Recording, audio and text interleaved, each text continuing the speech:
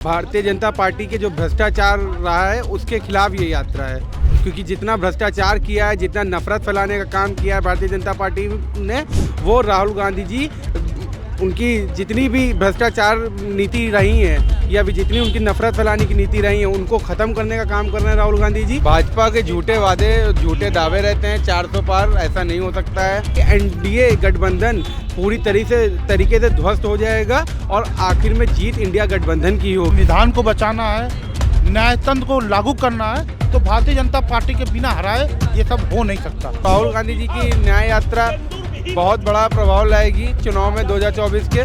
अच्छे नेता हैं, अच्छे व्यक्ति हैं राहुल गांधी जी। हर जगह अगर कहीं गुंडागर्दी हो रही तो सिर्फ अधिकतर नाम बीजेपी वालों का ही आ रहा है।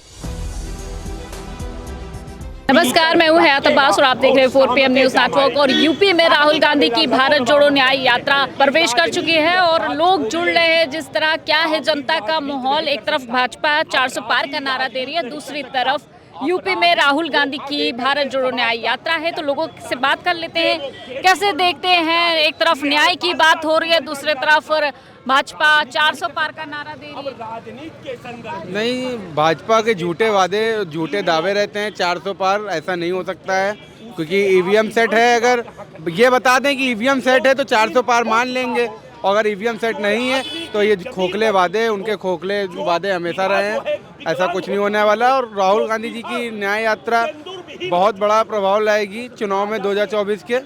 अच्छे नेता हैं, अच्छे व्यक्ति हैं राहुल गांधी जी, उन्हें अच्छा समर्थन भी मिल रहा है।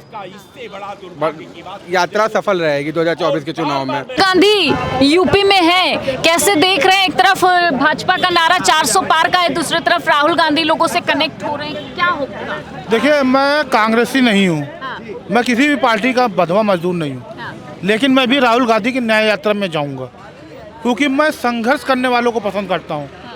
जो पिछले 9 साल से भारतीय जनता पार्टी के आने के बाद से संघर्ष सड़कों पर बंद हो गया था, राहुल गांधी ने उसको स्टार्ट किया, मैं उसका स्वागत करता हूँ। और मैं भाजपा जो 400 पार का नारा दे रही है, एक तरफ राहुल संघर्ष कर रहे हैं, जीत किसकी होगी। देखिए, भाजपा जो 400 पार का नारा दी है, वो 545 का भी नारा दे सकती है, क्योंकि उसके पास गोदी मीडिया 2-4 भारत रत्न दे दिया जाएगा, 2-4 लोग मीडिया वालों को मेन स्ट्रीम, तो 545 भी पहुंचा देंगे।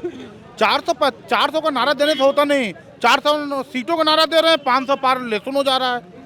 हम क्या मान लें भारतीय जनता पार्टी को, ऑटो से लिस्ट नाम गायब कर दे रहे हैं। अगर इस बार भारतीय जनता पार्टी का नारा साबित हो गया, सही हो गया, तो मुझे लगता है कि 24 के बाद देश में कोई चुनाव नहीं होगा। अगर इस देश के लोगों को लोकतंत्र बचाना है, संविधान को बचाना है, न्यायतंत्र को लागू करना है, तो भारतीय जनता पार्टी के बिना हराए ये सब हो नहीं सकता। लोकतंत्र खत्म करना है तो आप भारतीय जनता पार्टी को वोट दीजिए। बड़ा सवाल तो ये है कि ईवीएम तो हट नहीं रही है, तो फिर कैसे पॉसिबल हो पाएगा। अभी इसके खिलाफ वकील लोगों ने आंदोलन किया था, लेकिन हमें लगता है उस पर कोई निष्कर्ष निकला नहीं सुप्रीम कोर्ट का, क्योंकि इनकी रीढ़ की हड्डी है ईवीएम। ईवीएम जो है रीढ़ की हड्डी है, अगर ईवीएम हट गई तो शायद इनको मुश्किल हो जाए चुनाव जीतना भी। तो इसी के लिए राहुल गांधी जी और काफ़ी देशों की समस्या है जिसके लिए न्याय यात्रा निकाल रहे हैं, क्योंकि देश में आप खुद देख रही होंगी कि हर जगह अगर कहीं गुंडागर्दी हो रही तो सिर्फ अधिकतर नाम बीजेपी वालों का ही आ रहा है। चाहे वो बनारस कांड हो, चाहे हाथरस कांड हो, चाहे आपका कहीं का भी कांड हो, चाहे कानपुर कांड हो, आप कहीं के भी कांड उठा के देख लीजिए बड़े बड़े, उसमें सिर्फ बीजेपी वालों के ही नाम मिलेंगे आपको। तो इनके खिलाफ एक लड़ाई चल रही है राहुल गांधी जी की कि बीजेपी से देश को बचाना है। उसमें बेटियाँ भी आती है, बच्चे भी आते हैं, रोजगार भी आते हैं, शिक्षा भी आती है, स्वास्थ्य भी आता है, जो इसकी लड़ाई है और किसी चीज़ की लड़ाई नहीं है। हम लोग बेरोजगार आदमी हैं, अब अपने आप को तो युवा कह नहीं सकते, क्योंकि सरकार की लिस्ट से उम्र से ज़्यादा हो गए। तो अगर क्या कहते हैं, हमारी से पीछे की जो जनरेशन है, अगर उनको रोजगार देते तो इनको इतना कार प्रचार करने की जरूरत भी नहीं पड़ेगी। दिया तो है रोजगार, इतना कहते हैं 2 करोड़ रोजगार दे दिया अमृत। अरे अभी आप इंजीनियर कॉलेज चले जाइए, आज यूपीपी की परीक्षा है, आप देखिए क्या व्यवस्था है, छात्रों के रुकने की सुविधा की, कन्वेंस की क्या सुविधा है। आप खुद जाके, आप पत्रकार है, आप कवर कर सकती है।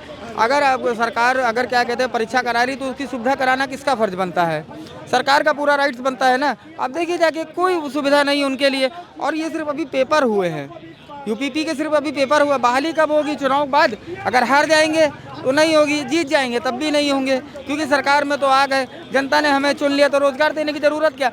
150 रुपये के राशन में जनता बिकी हुई है, तो दिक्कत क्या है। काहे के लिए 15,000 रुपये महीना देंगे जब 150 रुपये में जनता बिकी है। तो 24 में अब क्या होगा, एक तरफ राहुल गांधी और एक तरफ इंडिया गठबंधन कह लूं, एक तरफ गठबंधन तो देखिए उसके समर्थन में मैं तो कभी था ही नहीं, क्योंकि पलटू चाचा के बारे में तो मैं पहले ही बोल चुका था कि इनका कोई भरोसा नहीं है।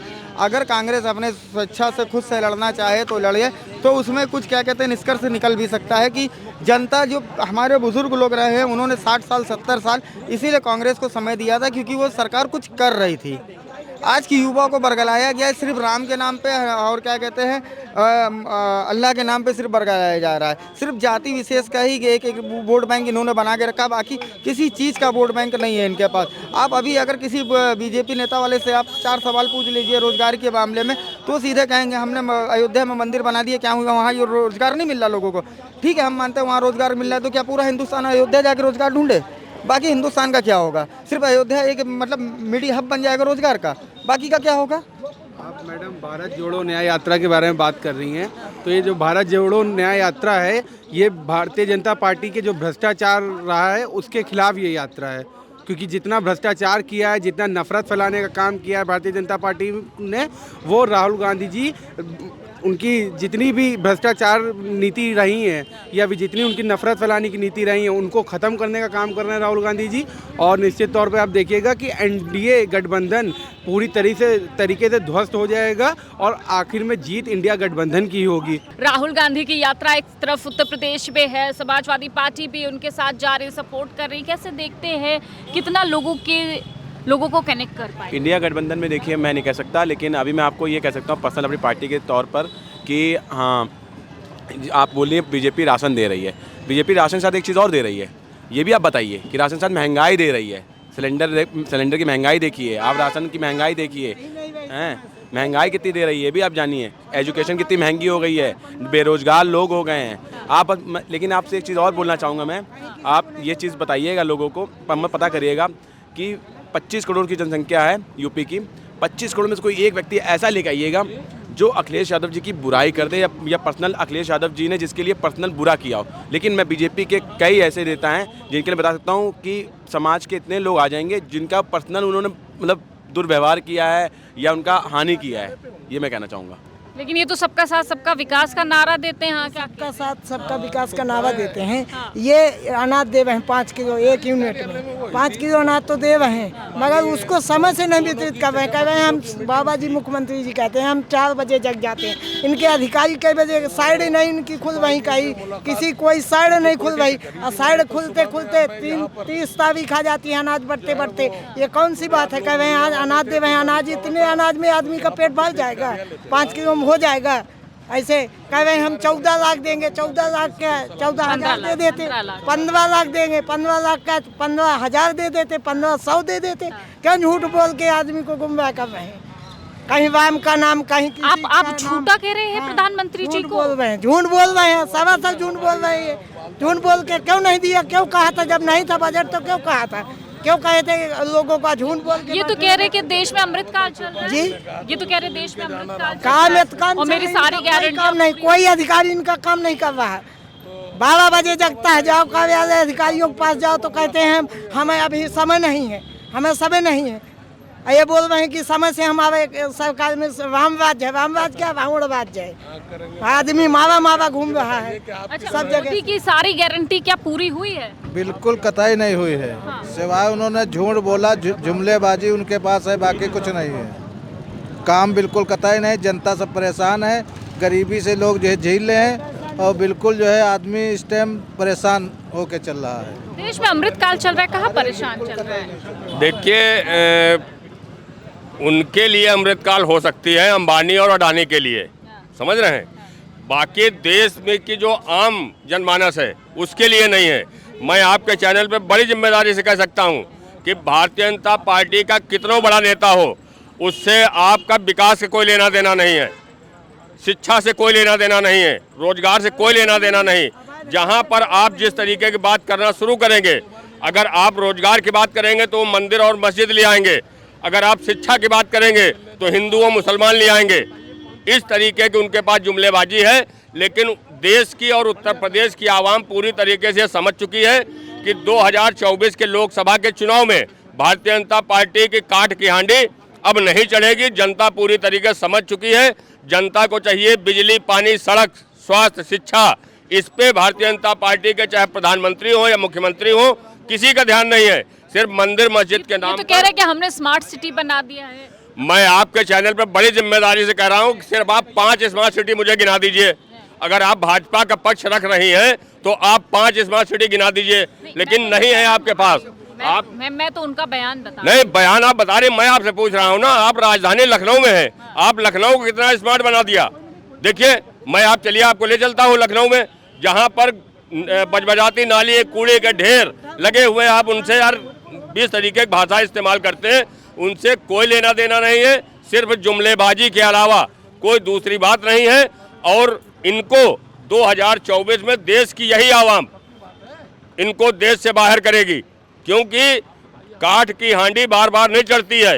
एक बार तो इन्होंने मंदिर मस्जिद के नाम पे सरकार बना ली, दोबारा इन्होंने हिंदू मुसलमान के नाम पे सरकार बना ली, अब इन्होंने देश के अंदर सियासत होगी। समाजवादी पार्टी कभी धर्म के नाम पर वोट नहीं मांगती है। लेकिन ये तो कह रहे हैं ना कि जो राम को लाया हम उसको लाएंगे, इनका स्लोगन है। तो इनका स्लोगन है, लेकिन ये आप बता दीजिए कि दुनिया के अंदर किसी इंसान की हैसियत है जो राम को ले आएगी?